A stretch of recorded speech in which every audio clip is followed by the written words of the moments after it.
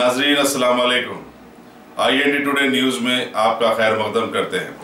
आइए देखते हैं ये तफसीलात। इमारात मिल्लत इस्लामिया हैदराबाद के अमीर मौलाना जाफर पाशा हुसामी ने नौजवानों पर जोर दिया है कि वो कल शब मेराज की रात को फजूलियात, लघु बातों, शोर व शराबे और हंगामों से को पूरा कर अपना वक्त ज़ाया न करें, बल्कि इस मुक़द्दस रात को इबादत, अज़कार और दीनी इज्तिमात पर सर्फ करें। अपने एक वीडियो बयान में मौलाना जाफर पाशा ने कहा कि मस्जिद चौक में हर साल की तरह इस साल भी अज़ीमुशान जलसे शब मेराज कल मुनक़िद होगा। इसकी बुनियाद उनके वालिद मुफक्किर इस्लाम मौलाना हमीदुद्दीन आखिल हुसामी ने रखी थी। ख़वातीन के लिए भी पर्दे का माकूल इंतज़ाम किया गया है। अस्सलामु अलैकुम नाज़रीन किराम, आज मैं मुखातिब हूँ आपसे इसलिए कि कल 26 है रजबुल मुरज्जब की और 27वीं शब है, और ये रात ऐसी मुबारक रात है जिसमें हुजूर अकरम सल्लल्लाहु अलैहि वसल्लम को अल्लाह तबारक व तआला ने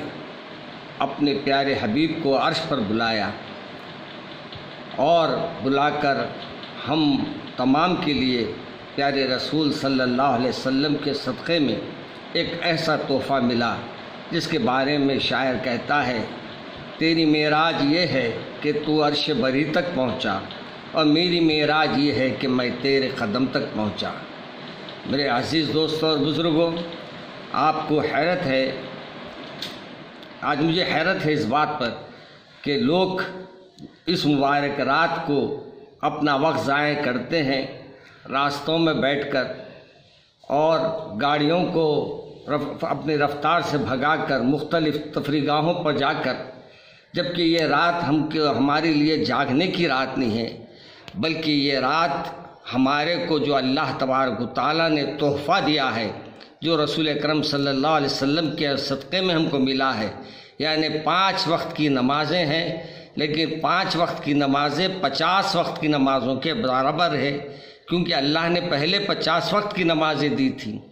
लेकिन अल्लाह के रसूल सल्लल्लाहु अलैहि वसल्लम के तमाम तफसीलात को अगर मैं बयान करने बैठूँ तो बहुत लंबा हो जाएगा। मुख्तसर ये कि इन तमाम ख़यालात को अगर सुनना है तो कल आप जामे मस्जिद चौक तशरीफ़ लाइए और जामे मस्जिद चौक में इंशाअल्लाह मेराज 3 मौलाना हज़रत सरकार आलम सल्लल्लाहु अलैहि वसल्लम के जो 2 सफ़र है, एक का नाम है सफ़र असरा, दूसरे का नाम है मेराज। इंशाअल्लाह इस पर तफसील से आपको खिताब करूँगा। आप भी तशरीफ़ लाइए, बच्चों को भी आने, ज़नाने को भी लाइए, ताकि मेरे आका की सीरत से आपके घर वाले वाकिफ़ हो सके।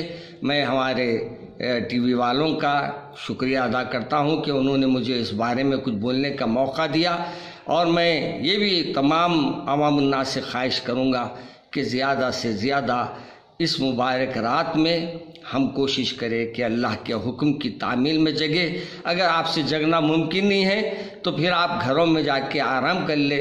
इससे बेहतर कि आप कोई चबूतरों पर बैठकर या किसी और मुकामात पर खड़े होकर अपने वक्त को ज़ाया करें। घरों में रहिए ताकि अल्लाह के ज़िक्र की वजह से आपको अल्लाह उसका अजर दे सके। मसाजिद में रहें या घर में आराम कीजिए ताकि बुराई से बच जाए और अल्लाह तबारक व तआला के गज़ब से बच जाए। ये मैं आपके तमाम से नाज़रीन से ये 2 गुजारिशात के साथ दुआ करता हूँ कि अल्लाह मुझे और आपको आने वाले दिन बेहतर दिन हमारे बना दे और हमारी आखिरत का मामला अल्लाह आसान फरमा दे। अस्सलामु अलैकुम व रहमतुल्लाहि व बरकातुहू।